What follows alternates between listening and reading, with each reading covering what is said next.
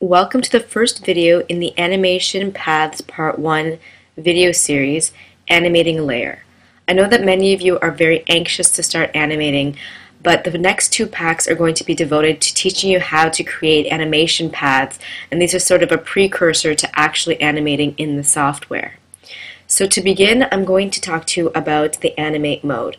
And what we're going to do is we're going to animate the door. So I'm just going to disable the karate rabbit and the punching bag from view so that we can get a better look at the door.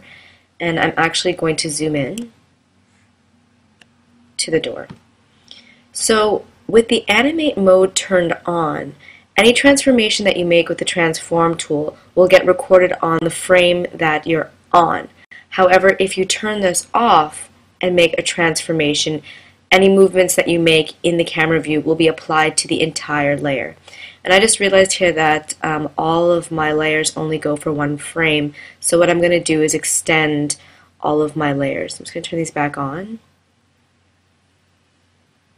Let's have them go for 60 frames. Alright, I can't use the keyboard shortcut F5, as you see here, because it turns off my video recording software, so I'm just going to say extend exposure. And now all of my exposures have been extended.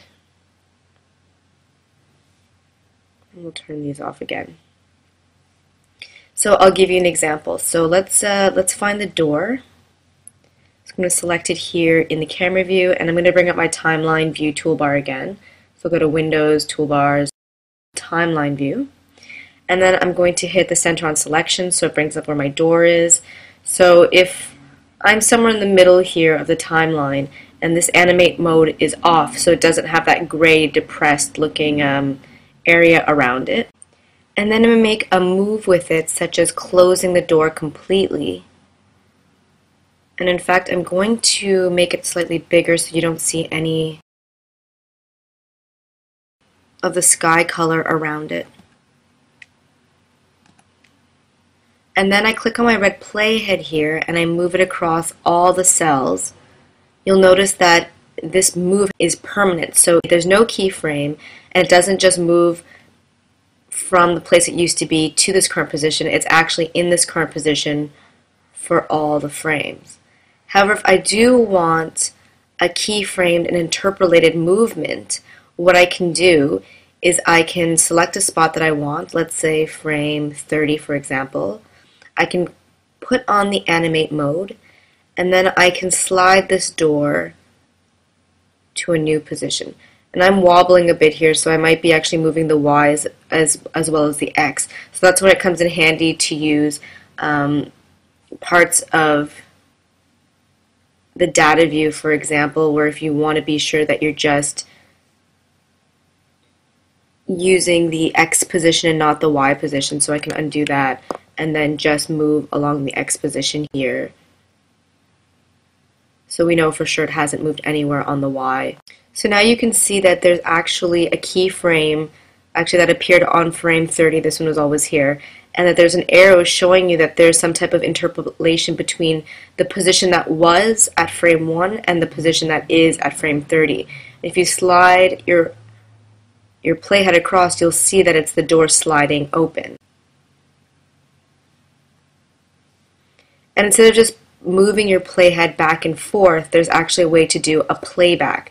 The fastest and easiest way is by clicking on this blue button here. So I'm just going to set my playhead back at frame 1 and click this, and you'll see the door slide open. There are other ways to do playbacks as well. You can see a playback in the top view, the side view, and the perspective view. So to see this same animation occur in the top view, you just have to go to Play, Enable Playback, Top View. And I have to have my red playhead set at 1 before I do that. And then when you click on the play button, you could see it here. You saw the movement. Let me zoom in. Let's do that one more time. And so we see it sliding along there. And you can do the same for the perspective view. So maybe let's do that here. And let's do a simple rotation. So maybe let's look at it from behind. So here's the door here. if we go play, enable playback, perspective view, and then we do the play, you can also see it here in the perspective view. Of course, you can also do that for the side view, though I don't think you would see anything because what you'd be seeing in the side view is this.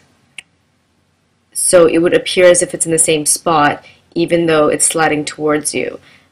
I'll show you what I mean. So I believe our door is right here, and I can enable the playback, but I don't think you're going to see much. So side view, and then we press the play button.